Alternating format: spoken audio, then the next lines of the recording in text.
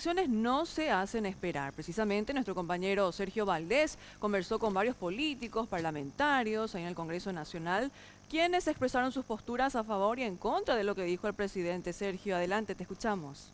Así es, como cada año la sala bicameral del Congreso está repleta para escuchar tanto opositores como los defensores y también los que están formando parte del gobierno, ministros, funcionarios públicos e inclusive también miembros del Poder Legislativo y también del Poder Judicial.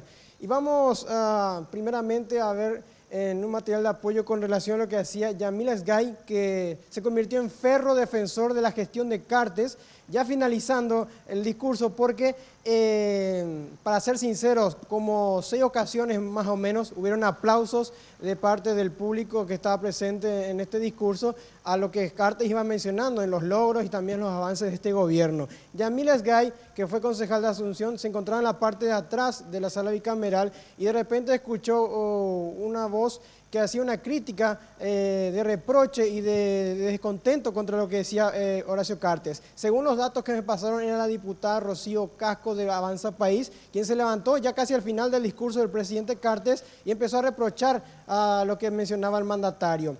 Vamos a escuchar lo que decía Yamila Sgay, que utilizó todo tipo de improperios contra la diputada, defendiendo al presidente Horacio Cartes. Sinvergüenza. Del mismo nivel vamos a bajar de grosería. Sinvergüenza.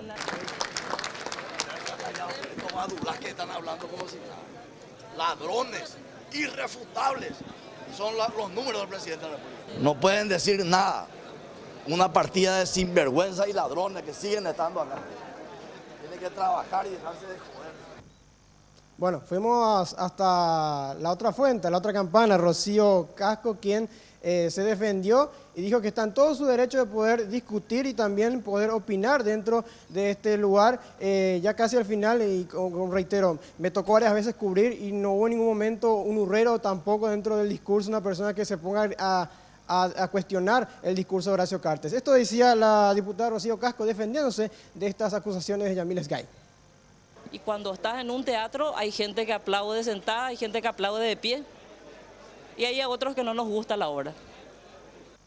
Bueno, también tuvimos la oportunidad de conversar con otros legisladores, uno de la oposición, el liberal Edgar Amarilla, diputado, el otro Hugo Velázquez, presidente de la Cámara de Diputados de extracción colorada. El primero dijo que el discurso de Cartes se basó básicamente en un discurso electoral, pese a que el presidente Cartes en varios momentos dijo de que todos estos logros y estos números a favor del gobierno no son parte de una campaña y tampoco queriendo que el gobierno pueda continuar en el 2018, dando a entender de que no está en campaña proselitista con estos datos que ofreció. Edgar Amarilla cuestionó estos datos, principalmente los números de Senavitat, del número de crecimiento, del presupuesto que tenía este gobierno y la crítica que le hizo también a otros gobiernos Cartes. Defendió a Edgar Amarilla teniendo en cuenta que el partido liberal estuvo comandando prácticamente desde el 2008 hasta el 2013 el gobierno central. Y Hugo Velázquez, que digamos, reiteró y también apoyó lo que dijo Cartes de dejar de contratar a funcionarios públicos para crecer el poderío electoral y también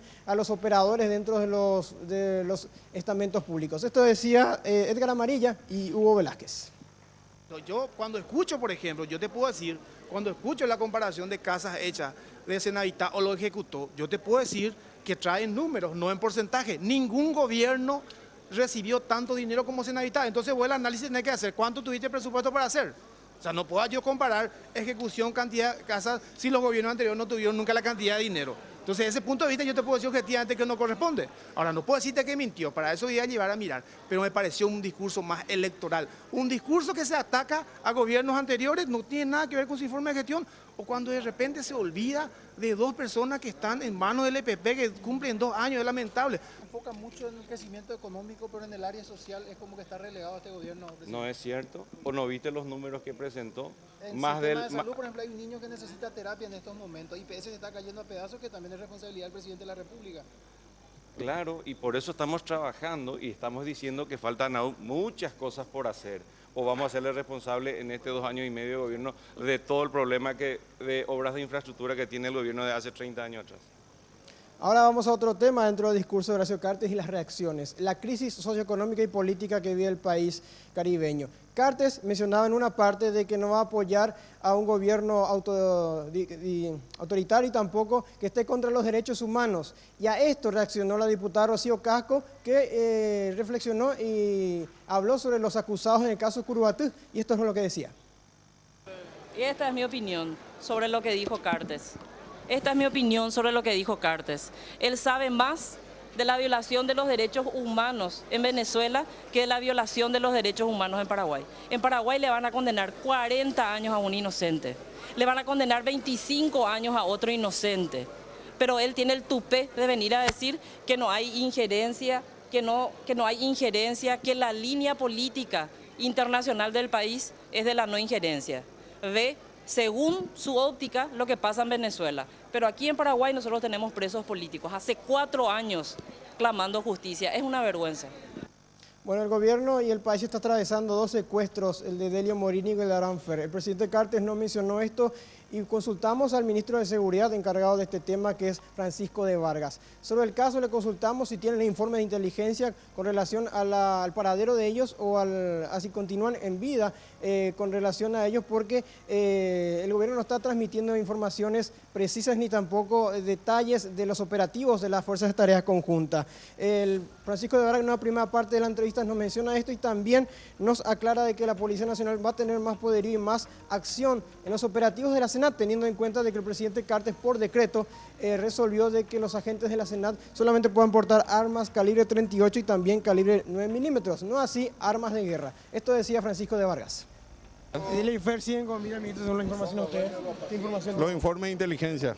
¿Dan cuenta que sí? Sí. Acordate que lo que es informe de inteligencia no son pasibles de prueba. Con relación al decreto reglamentario de la Senat, ayer firmó el presidente. Sí. ¿Qué le parece? Me parece adecuado.